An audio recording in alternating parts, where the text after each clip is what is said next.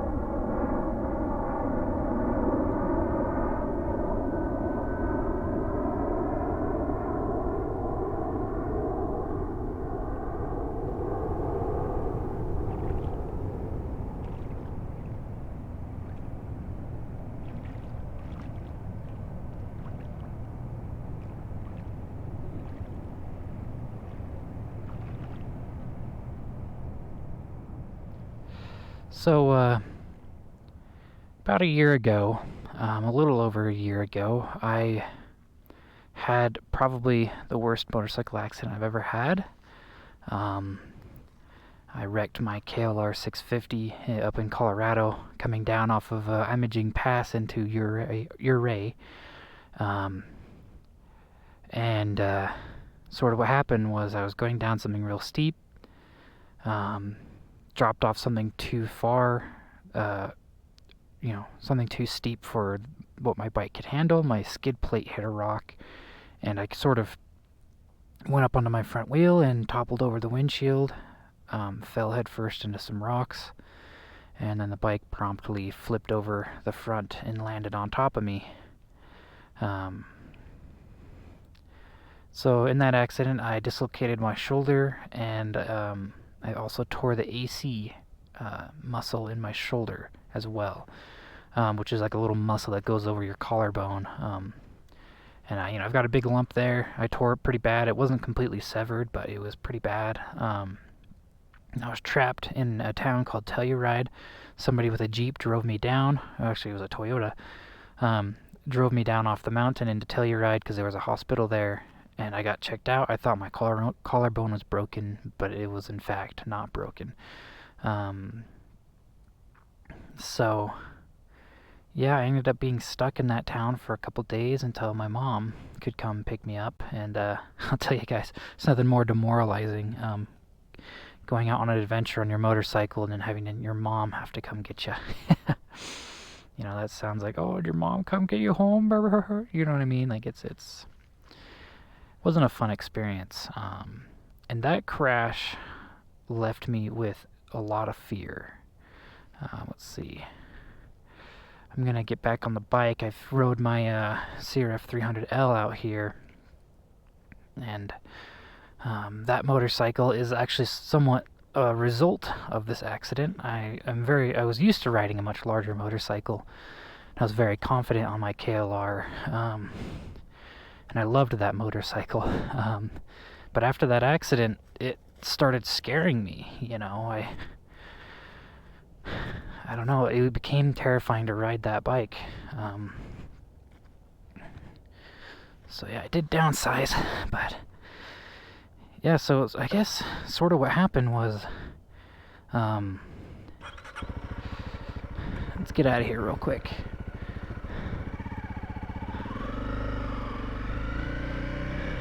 What happened with that crash was it sort of opened my eyes to the realities of the danger of the type of motorcycling and motorcycling in general that I've been doing, and it sort of scared me. I used to be a very confident rider, and I still have the skill that I had before, but I'm a lot more timid now. But I had a lot of confidence, and sort of I think maybe a lot of that confidence might have been a little bit of ignorance in all reality. But yeah, so after that crash, I became terrified of my motorcycle, like really scared of riding in general. The realities of the dangers, you know, it sort of humbled me to my core. So much so to where I sold my favorite motorcycle in the world, which was my KLR 650.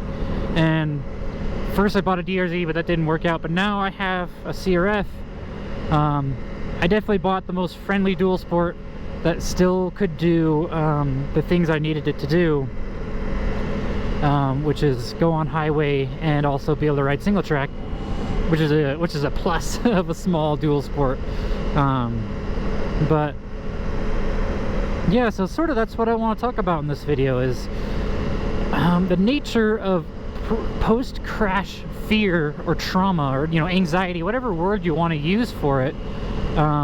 The experience of doing something you love for the thrill of it and for the adventure. You know, I'm a big time adventure rider, and you know, the exploration, I just love going places. I love being on a little motorcycle, whether it's my KLR, my DR650, my CRF, my XT250, whatever bike I've owned. I have a problem with bikes. But I love the sense of exploration, and there's no better way, in my opinion, for me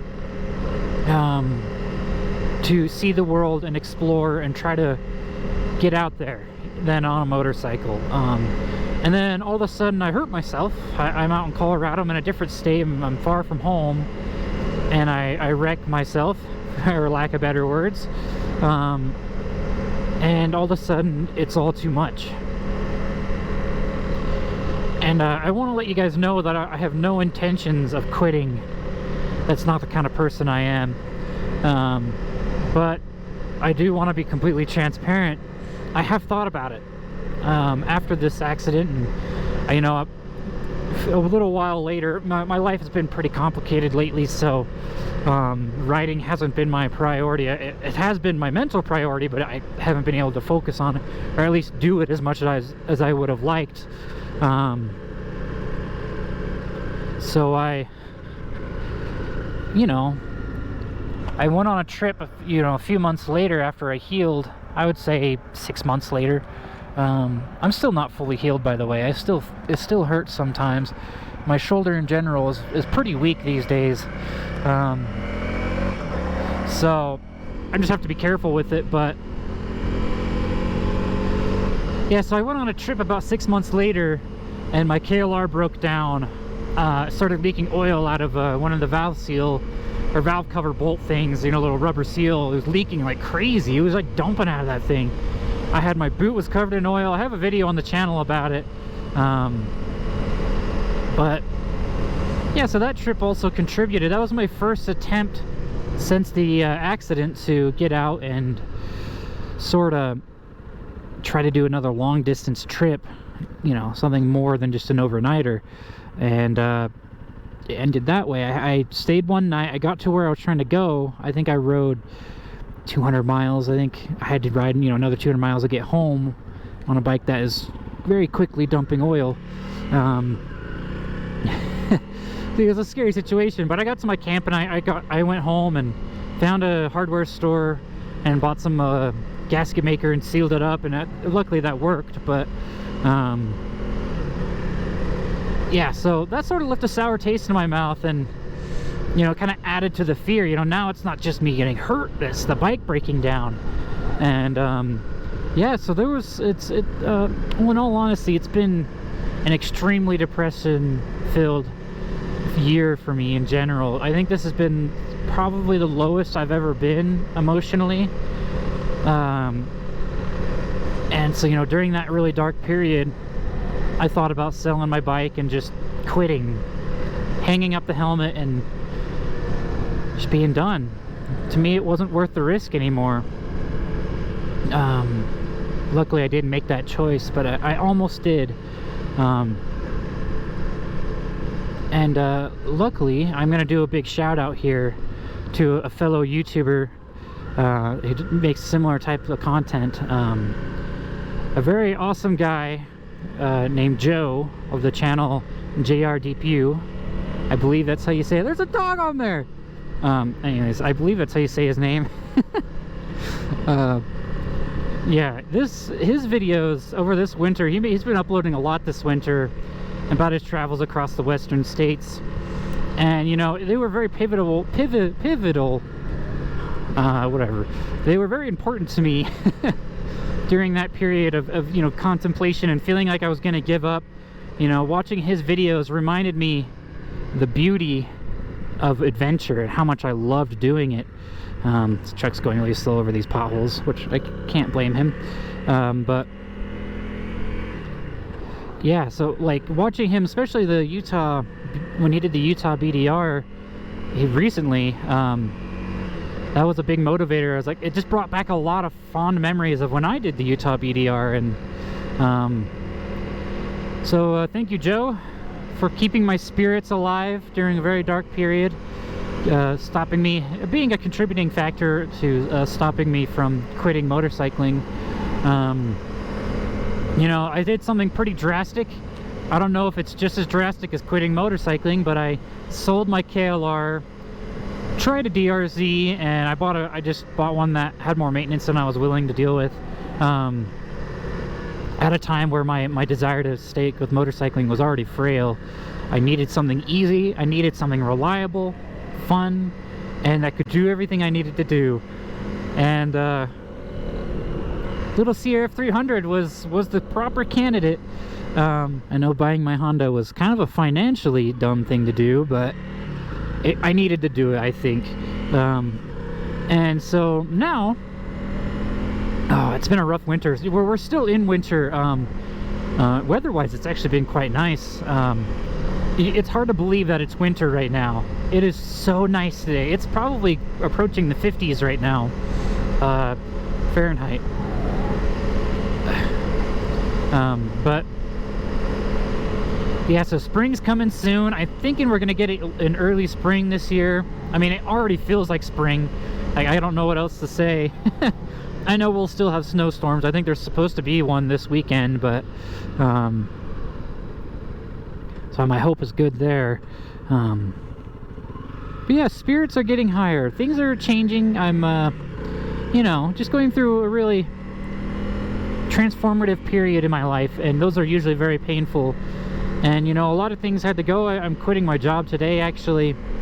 A lot of things had to go, a lot of things had to change, and luckily motorcycling did not have to change. It did change. I didn't have to go, but I did get a new bike. I think we're in Lehigh now. I think that's Pioneer. Yeah, it is. I guess we could hit up a Pioneer and head back into American Fork. Alright, so I'm going to try to get to just the point of the message of this video, the reason I'm making it. I know I'm talking about a lot of doomy, gloomy things, but there's a point to all this. Sort of what I want to talk about is the fact that there is no shame in this fear. Motorcycling is a dangerous thing, and it's it can be a very scary thing. It can also be an amazing thing. You know, there's obviously an ugly side to motorcycling. You crash and you hurt yourself, and you know, and there's an ugly side to life in general. Sometimes you get depressed, sometimes you get down, and you know, for a while life feels like it's not worth living.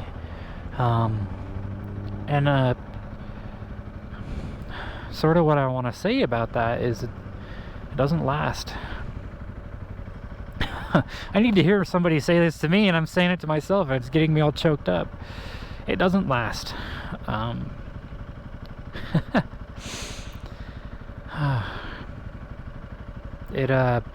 good analogy I like to think of, you know, obviously I make videos, and I'm a big fan of color grading. I'm not the best at it, but I think I do a decent job, but that's not the point. So part of editing is color grading, and you know, something, you know, if you do color grading, at least from my experience, I found that the most important part of color grading is getting your white balance correct, your lights and your darks. You know, your lights are too high, it overexposes, everything looks all washed out, the colors are incorrect, and you lose detail. What up, home skillet? Yeah, I'm not the only biker out today, woo! Anyways, You do lose some detail.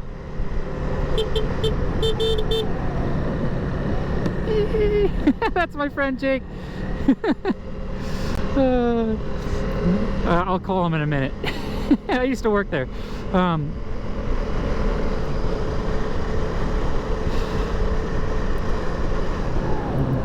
Anyways, that was fun. That's one of those lights. Anyways, yeah, so too much whites, you get washed out, you get, you know, the image looks ugly, your colors get all blurred, but then also too much darks, and you get these crazy voids in your footage, and it looks, you know, you get these like black outlines around everything, and obviously you still lose detail.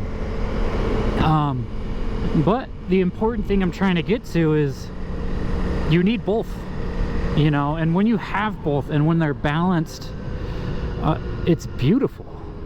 You know, if you don't have enough darks, you don't get the depth you need. You know, you don't have enough lights, it's gonna look dark.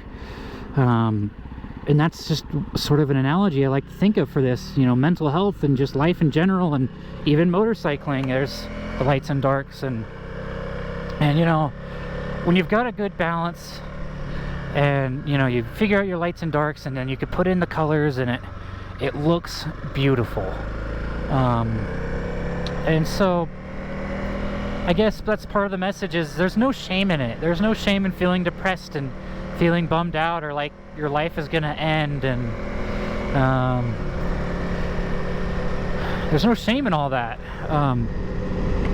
Obviously remember that it ends eventually, but without it, life wouldn't be beautiful.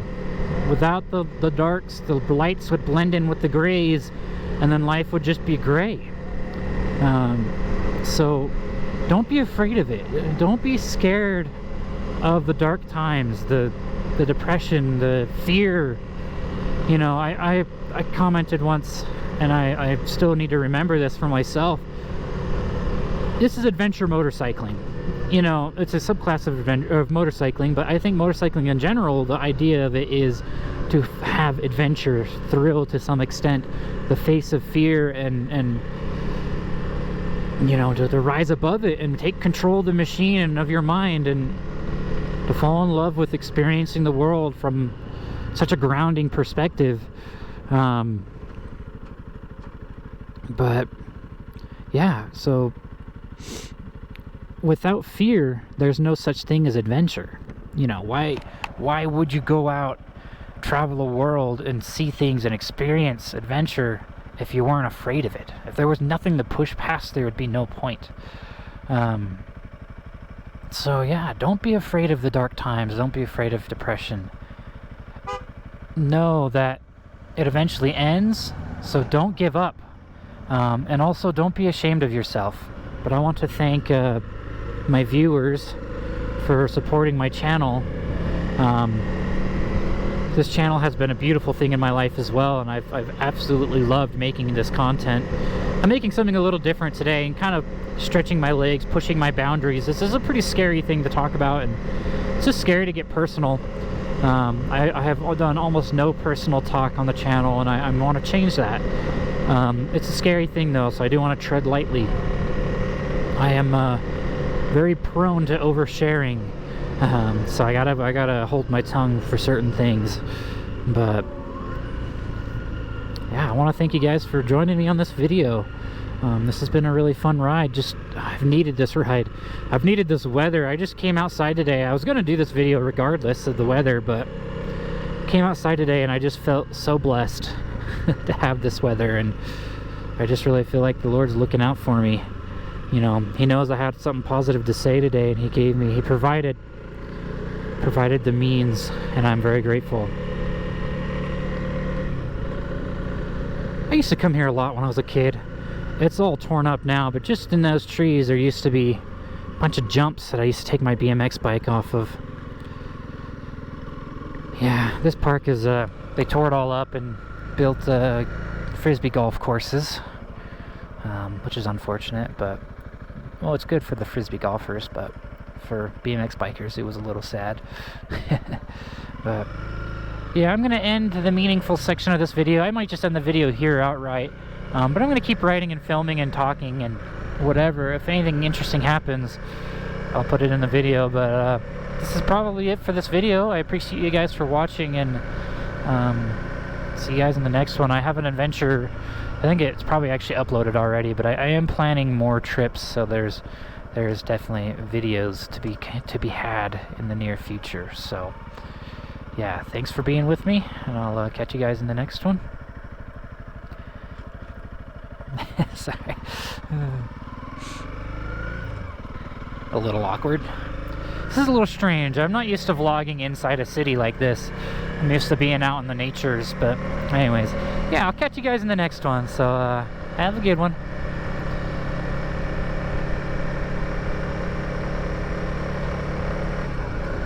Oh my gosh, that dog scared the crap out of me.